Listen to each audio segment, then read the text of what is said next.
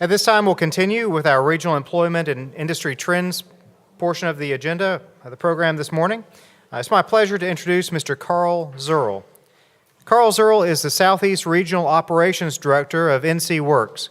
In this role, Karl is responsible for partnering with the local workforce development boards to provide oversight of NCWorks career centers in the 12 counties in the Southeast Prosperity Zone.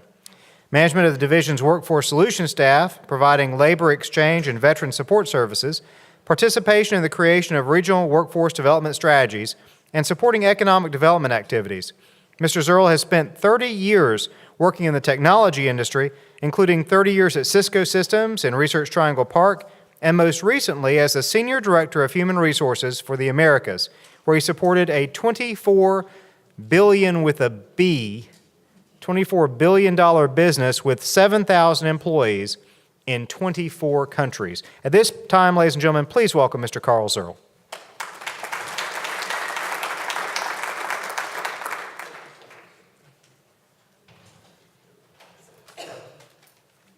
Well, thank you very much for those kind words in the introduction, and I am very pleased to be here today. I thank you for the invitation and the opportunity to participate in this summit. As was noted, I'm employed by the Department of Commerce in the Division of Workforce Solutions, so you can imagine the relevance and importance and interest by me in this whole topic of work and workforce. In my role covering the 12 counties of the Southeast Prosperity Zone, I am a member of 2 of the local workforce development boards and have the distinct pleasure of working with those boards closely on workforce-related matters. And those boards are comprised of people who volunteer their time. These are business leaders, education leaders, economic developers, elected officials, people from other community-based organizations. And I just want to say on behalf of all of those people who give a lot of their time and energy to ensure we have an effective workforce development system, thank you to the commissioners for sponsoring this event and putting the attention on this very important topic. Okay, I also clicked the wrong side apparently.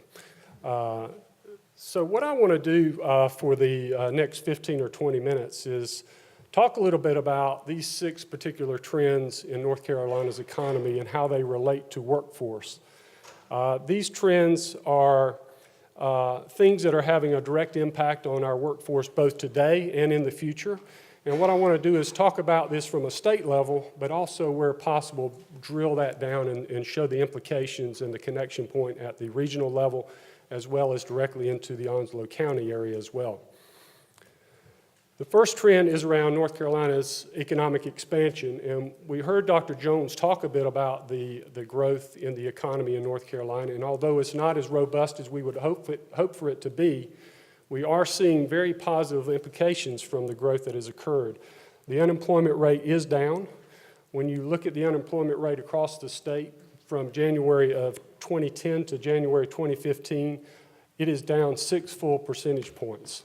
So that's not insignificant, and hopefully we will see that continue to go down. For the Southeast, it is down 5.1 percentage points, and for Onslow County, it's down 3 percentage points. Now, you might look at that data and say, wow, it doesn't appear that Onslow County is doing quite as well in terms of the reduction in unemployment, but the reality is, if you look at the state numbers, in January of 2010, the state unemployment rate was 12%. So it has come down 6 percentage points and is now in January of last year at 6%.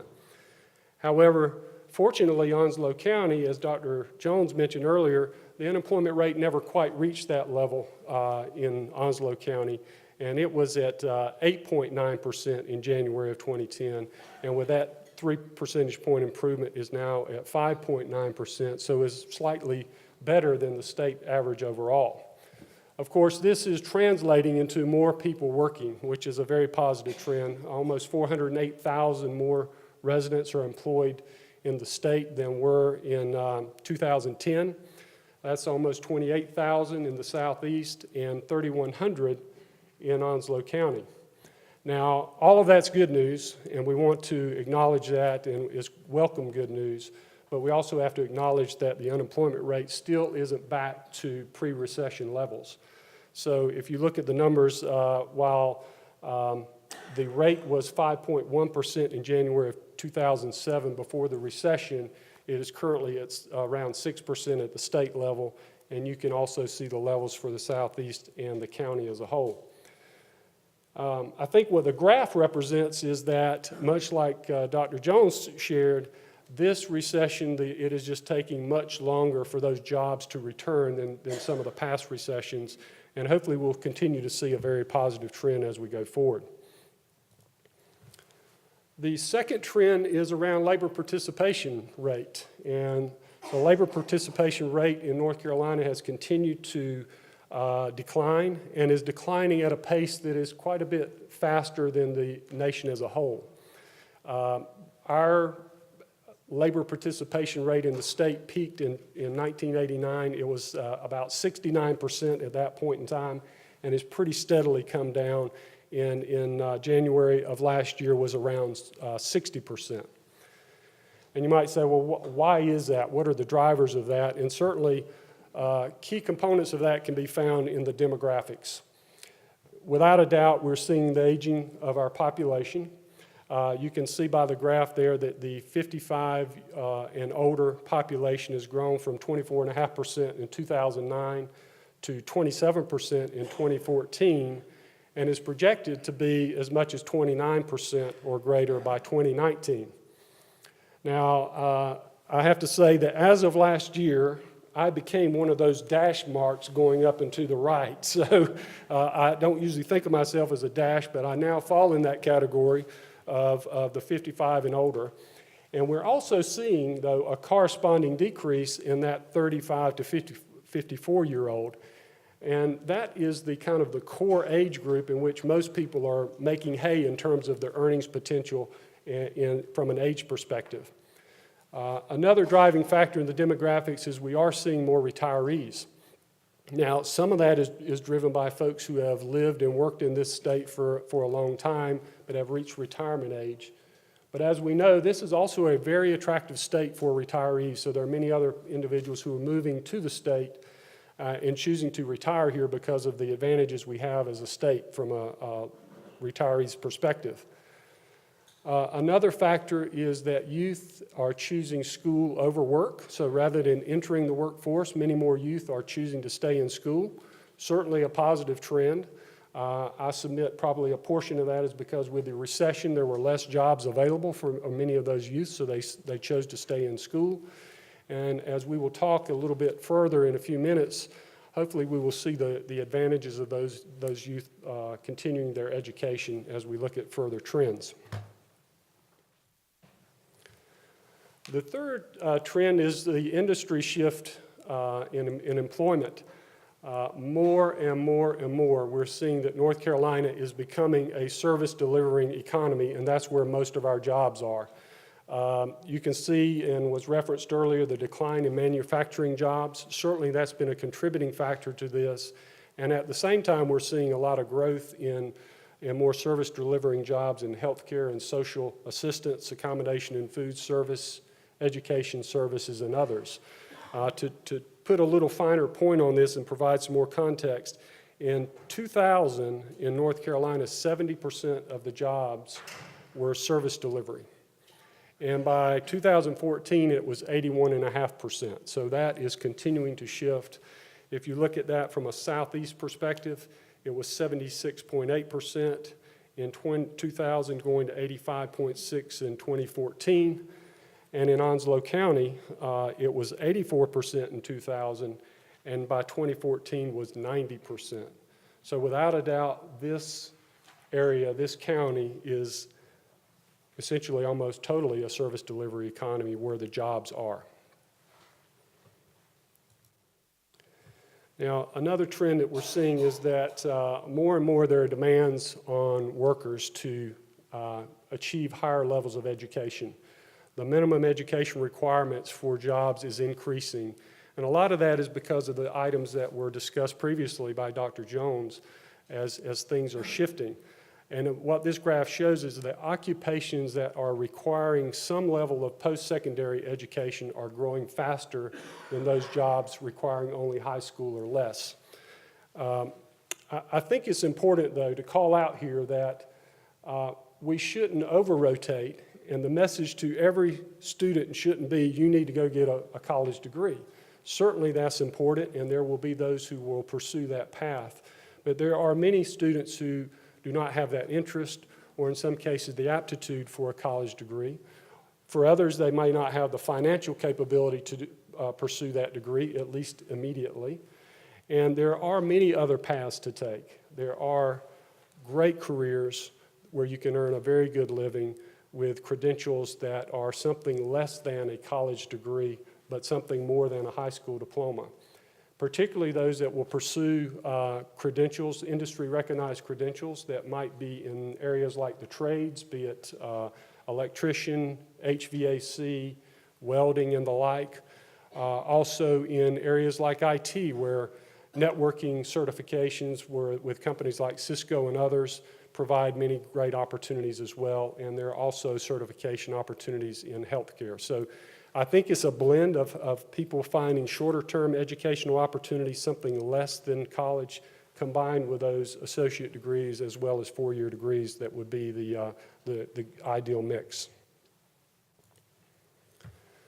We're also seeing that there is a bit of a gap in terms of supply and demand that is being forecasted as it relates to educational attainment. What this graph shows is that we are going to have an oversupply by 2025 is projected of people with only a high school diploma or less. So those folks will be more plentiful than the jobs with a minimum qualifications of that level. At the same time, we're going to have a gap with regards to the supply of talent with some college, some of the certifications I spoke about, associate degrees and bachelor's degrees. And on the far right, you kind of see the aggregate of that, and it is showing that we are going to need to have more focus on individuals receiving some level of post-secondary training or education. And it's that gap that drove Governor McCrory last fall to announce a goal for the state.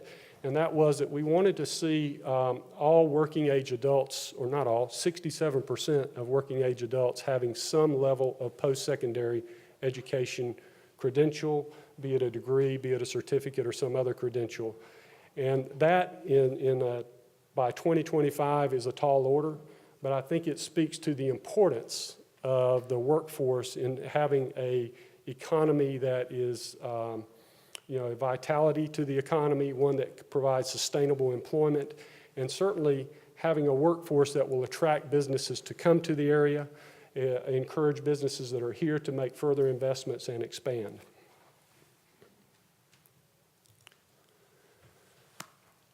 Now, there is a bit of a sign of a worker-employer mismatch, which is interesting. If you go back to what we were talking about earlier, our unemployment rate is still not back to the pre-recession levels.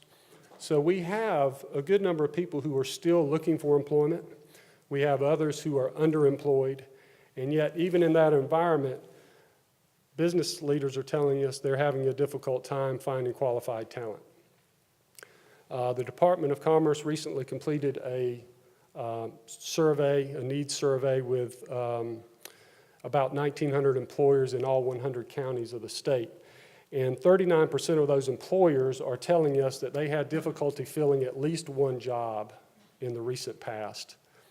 And then if you look a little further and you say, well, what kind of jobs are there? We typically have your entry-level jobs, your intermediate jobs, and then those highly experienced jobs. And they're telling us that 58% of the experienced positions are very difficult to fill. And as we look at what they're telling us are the reasons, they're citing workers' lack of either work experience, 67% of the time, education credentials, 61% of the time, technical skills, 58% of the time. And those three were the same three that showed up in 2014 when the survey was done previously. And while soft skills also showed up in that 2014 survey, they are certainly showing more prominently in 2016. So you can see soft skills is another area that showed very prominently as a challenge for employers and one that we will want to be mindful of. So if you think about this for a moment and say, what are we learning? We're seeing from employers that lack of work experience, education credentials, technical skills are all very important. And we saw from some of the earlier trend, the need for more post-secondary education is a trend that is growing as well. At the same time, when I kind of double click and I look at this area and I say, what do we see happening in the job market right now in this area? I see a little bit different picture, to be honest with you. Looked at jobs that were advertised online this week in Onslow County and in the southeast. But what you'll see is 73% of the jobs that were advertised required only a high school diploma or less. Over half were essentially entry-level jobs. Now, at the same time, the good news is we have a fairly educated population. We have, 64% of the population has at least some level of post-secondary education. That's some of the investment I think people have been making in themselves that we referenced earlier with the youths.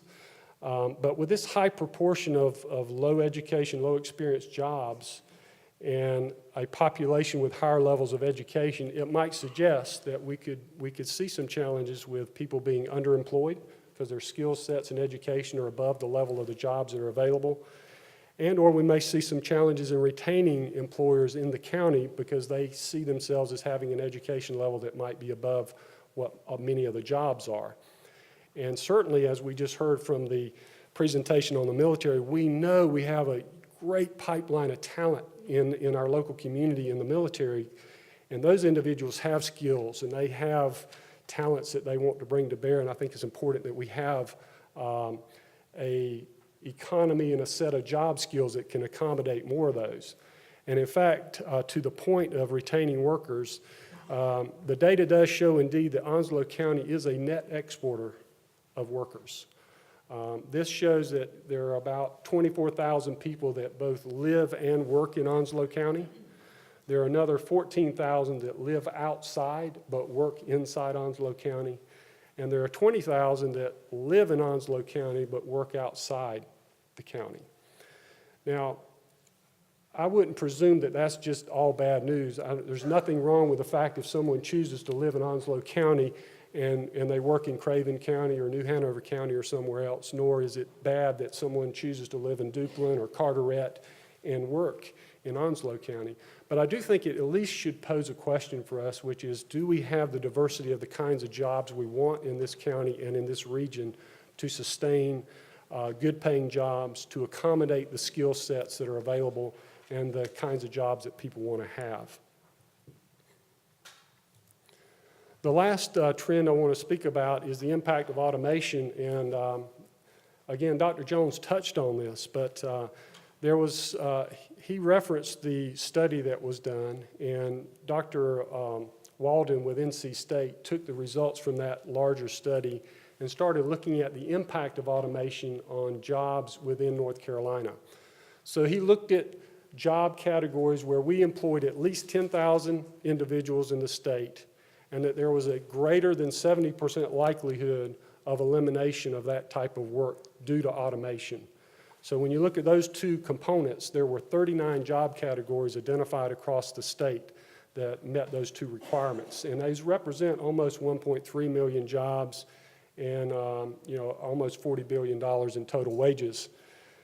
For the Southeast, all 39 of those job categories are represented in the Southeast in almost 115,000 jobs. And in Onslow County, 37 of the 39 categories are represented, almost 17,000 jobs, or 37% of all the jobs in the county. So there is the potential for some significant impact as it relates to automation. Now, I do think it's important to recognize that the impact of automation has been talked about for decades, and there's always been this concern that, hey, with this new automation, that's going to put people out of work. Or I remember when the PCs first came out, they told us about all the leisure time we were going to have, and I haven't found that quite yet, but I'm hoping it's coming eventually. But we have been very good with innovation. And as innovation has occurred, we have typically found new jobs to replace those jobs that were impacted through automation. Just 10 years ago, we didn't have data scientists, mobile app designers, information security analysts, and social media managers, and yet those are very prolific jobs now as a result of innovation and changes in our economy. At the same time, more of the experts are now a bit more concerned that the level of automation, we may have a difficult time in replacing the number of jobs that could be impacted. So it is something that we need to pay attention to as we go forward. As I kind of look at those 27 categories that I mentioned were represented in Onslow County and just say, well, what are the top 5? These are the top 5, and as you can see, they represent almost 10,000 jobs in Onslow County today. And again, it's just something that we have to be mindful of is we have a large concentration of lower education, lower skill set jobs that are susceptible to automation, and we just need to be mindful of that and see if there are ways we can continue to diversify the employment base. So in summary, I would just like to call out, there are a lot of positive things, and we want to acknowledge those and embrace those and take advantage of them. The economy is expanding, and as we heard this morning, is likely to continue to expand at an even greater rate. The unemployment rate is down and coming down further, and jobs are opening up, another good sign. We do have many residents that have post-secondary education, and that is an asset that we want to take full advantage of. And clearly, the military installations that exist in this area are a tremendous pipeline of talent that we want to exploit and take full advantage of. Having said that, there are also some challenges that we need to be aware of. One is the large portion of jobs requiring low skill, low education. The impact that automation is likely to have in many of those jobs and more. It's not just those low skill routine jobs, but they're starting to see the impact of those on other jobs like accounting and others. I mean, you just think about, not many people go to travel agencies anymore, right? You don't see the travel agents. You see more and more with TurboTax and other things, people doing their own accounting. So there are even more professional type jobs that are going to be impacted through automation. And so the question, I think, and the opportunity is, how do we continue to diversify our economy as we go forward? So again, I want to thank you for the opportunity to be here. I think this is a great forum, and I very much appreciate the opportunity to share with you today. So thank you.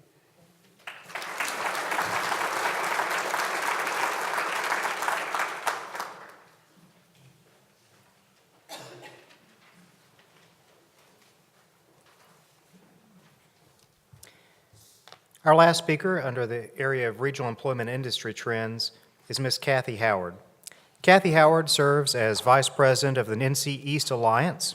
Kathy has worked in economic development for over 18 years. Her current work focuses on strengthening partnerships and networks to best market for Eastern North Carolina as a premier business location to corporate executives, highlighting the region's assets, growing clusters, and strong workforce. Kathy assists in coordinating and strengthening relationships between NCEA and the private business sector, local governments, educational institutions and systems, non-governmental organizations, and other groups through collaboration and partnering. Kathy served as the lead on the region's Certified Work-Ready Communities program that was piloted first in Eastern North Carolina. At this time, please join me in welcoming Ms. Kathy Howard.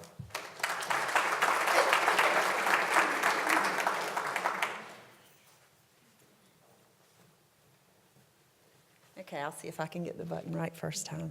Let's see, get it straight up here. Hi, everyone. I know I see many familiar faces in the room, so it's nice to be here in Onslow County today. I'm Kathy Howard, and I work for NCEast Alliance. Before you just heard that spiel, how many people in the room had ever heard of NCEast Alliance? Oh, come on. I see some of you that know. Paul. I serve on the NC, there we go. See, I was wrong. The NCEast Alliance covers Eastern North Carolina. I like to say we like to bring exposure to Eastern North Carolina as a whole, and we'll go into more of that later. But this is our regional map.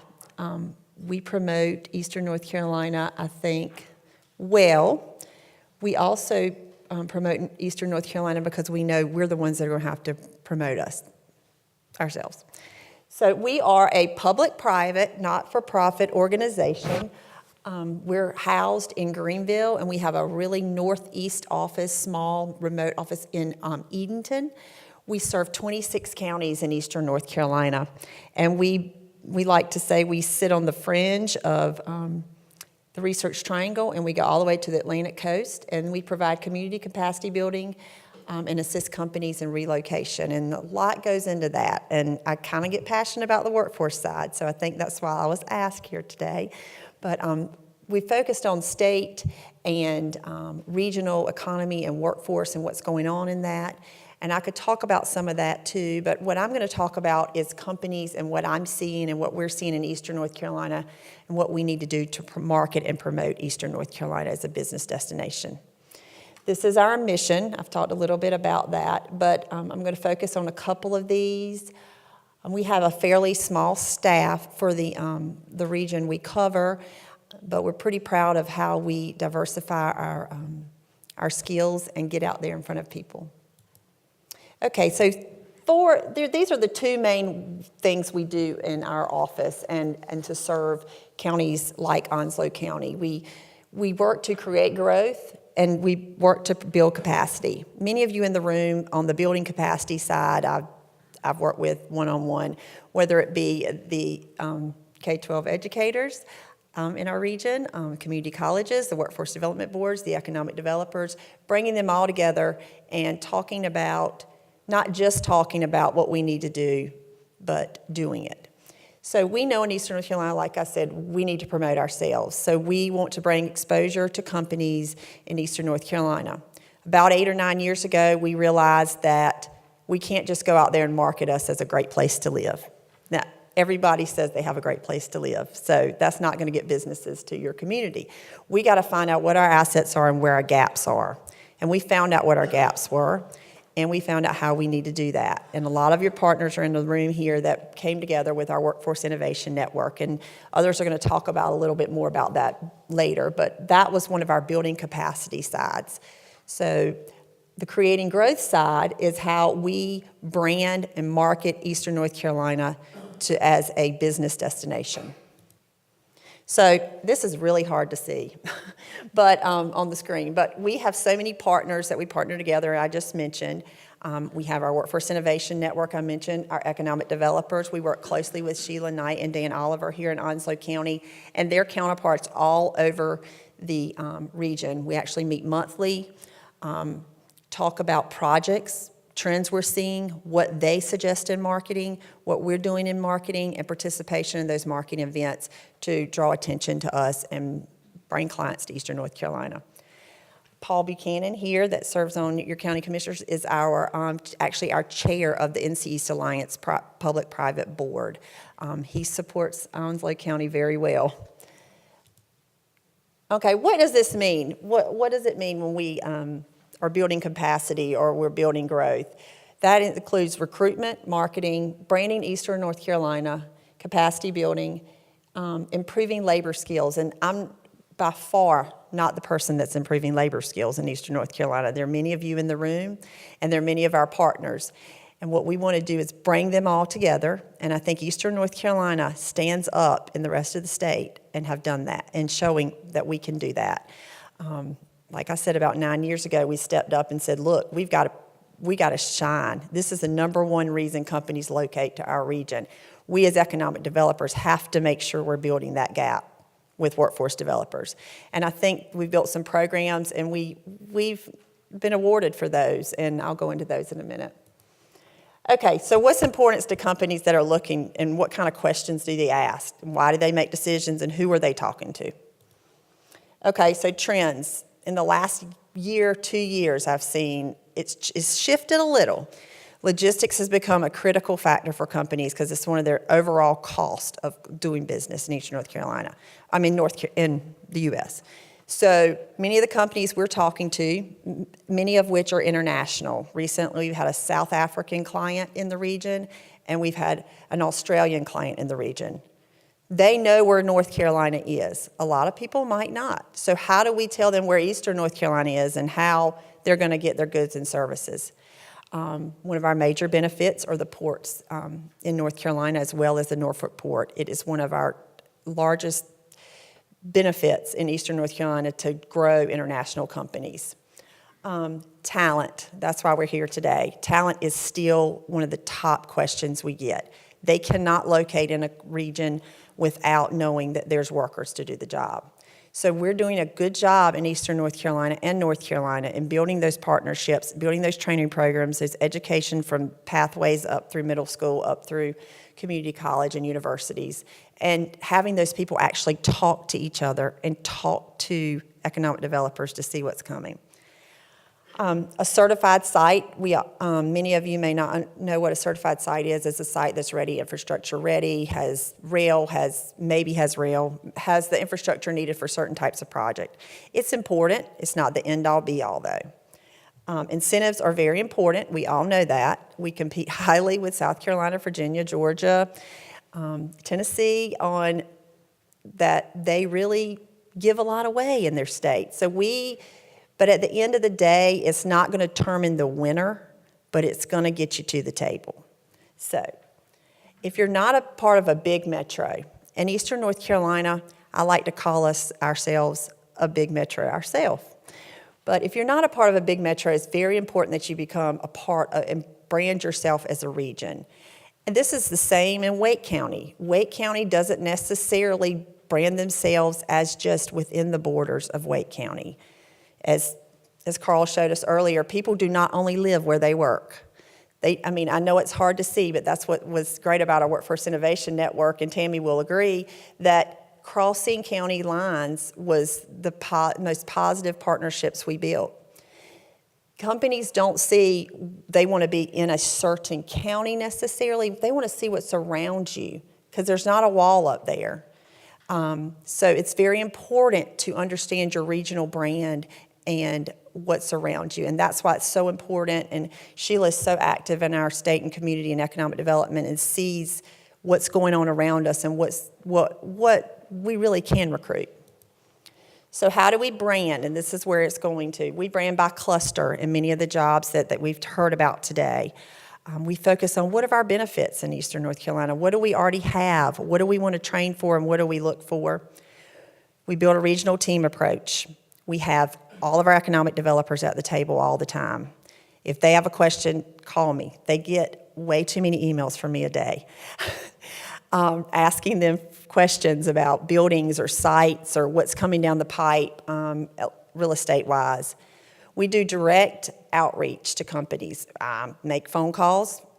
We go meet with companies directly based on what we know. We've heard that they're expanding. If that might be a cluster that's growing and we see something, if we see a newspaper article that this company's growing, we'll reach out. We in Eastern North Carolina have been known to have really personal attention to a client. We don't care sometimes on the state level or in the large metro if it's 15 employees. It's not really something they want to spend too much time on. Not that they don't, but we really focus on that family-friendly, personal touch when we bring them in. When we bring them in, we bring in the Economic Development Partnership in North Carolina. We bring in, of course, the local developers, the key role there. We bring in the Workforce Development Board and the community college system.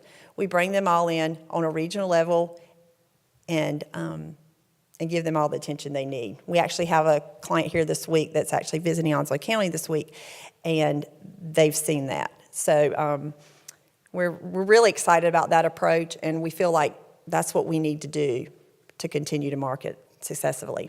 Consultants are economic development site selection consultants. They're actually people out there that are hired to find a location for companies, and usually these tend to be the larger companies or the ones that are smaller that have already gotten to that point. We try to get them before they get to that point, but if they get to the site selection consultant, our role is to market and talk with those site selection consultants because they look on a regional basis and to market to them, to remind them what we already have here so when they have a project, they'll give us a call. And they do. And market events by cluster. You'll hear us going to Let my friends and family think it's kind of random that I go to some of these trade shows I go to. And why in the world would I go there? Well, I'm not going there for the product. I'm going there to target those companies that make those products or supply those products or distribute those products. Okay, we've gone over this a couple of times today, so I'm going to skip this slide. But these are some of our clusters that we focus on. And value-added agriculture, as you've heard, is one of our number one. This includes food processing, anything distribution, logistics, life science, marine trades, aerospace, and defense and advanced manufacturing. These are just clusters. There's so many things broken down into these. And as you all can see in Onslow County, one of your greatest benefits is your workforce and your military. And all these components and all these clusters love military workers. And it's amazing to me when we start talking to companies about the military bases in our region and our assets here, they know who we are based on that. It's kind of funny because North Carolina sometimes, international clients or even U.S.-based companies, well, what exactly is in eastern North Carolina? You start mentioning military bases, they know exactly where we are. This just talks about projects by cluster. It follows the same guidelines, the types of projects we've seen in the last 6 months. We've seen an uptick in some interesting clusters, which were marine trades, which we saw a down in that during the recession. But that's ticking back up, and that's not necessarily boat building. We have some of those clients right now, but that could be anyone that distributes to the marine trade industry. These are some project by numbers. We've been working since, I think this was from July to December, 52 ongoing projects. I think that number's up now. Yeah, it definitely is up now. Basically, those are people that are actually have an active project they're looking to locate somewhere, whether it be Southeast U.S., East Coast, but someone we are talking to about projects. So these are clusters, and this shows you like logistics. You can see all the dots on the map. That's just a small portion. That's when I say small portion. If I had every person that worked in logistics, company that worked in logistics on this map, it'd be full. This is only I think we have 50 or more, 25 to 50 more or more employees. And I'm going to scroll through these really quick for you, but this shows you value-added agriculture and how it's dispersed throughout eastern North Carolina. And this is marine trades, and you, of course, evidently exactly where they are. It's anywhere from services to marine boat repair to marine sciences and boat building. And then motor vehicle assembly.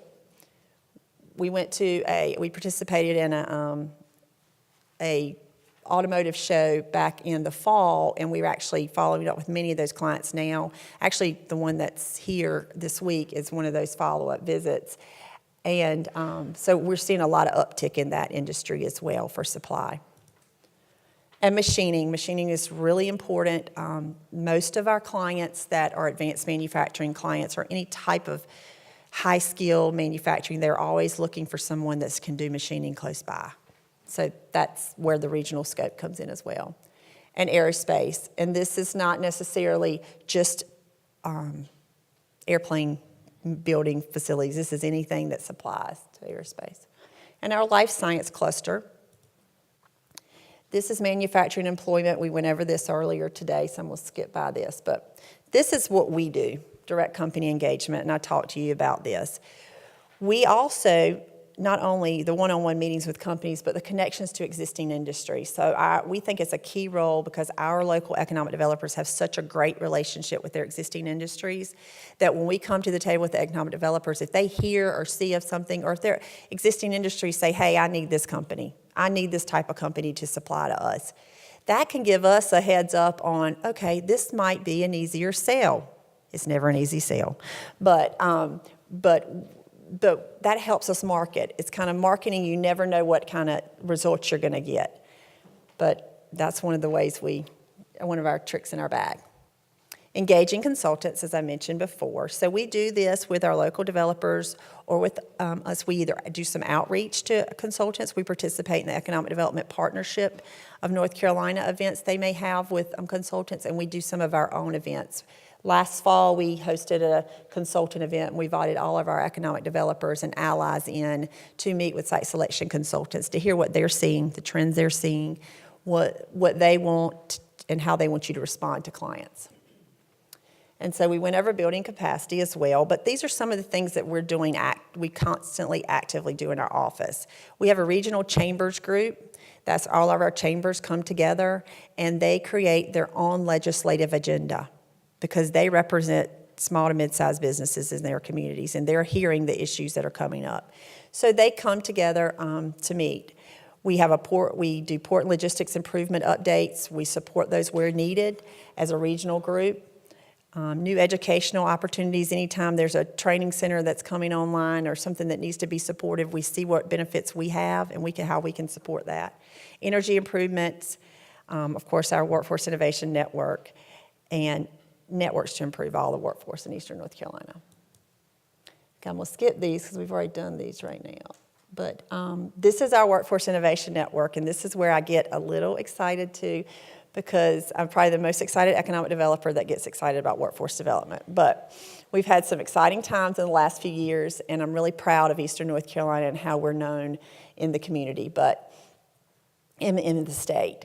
So these are some of our partners for the WIN network. And Tammy Childers is going to talk a little bit about that in a little while, but you all should be very proud of your community and how we've all come together as a region and can market Eastern North Carolina as a premier location with workforce. And we know what's coming, and the services are there.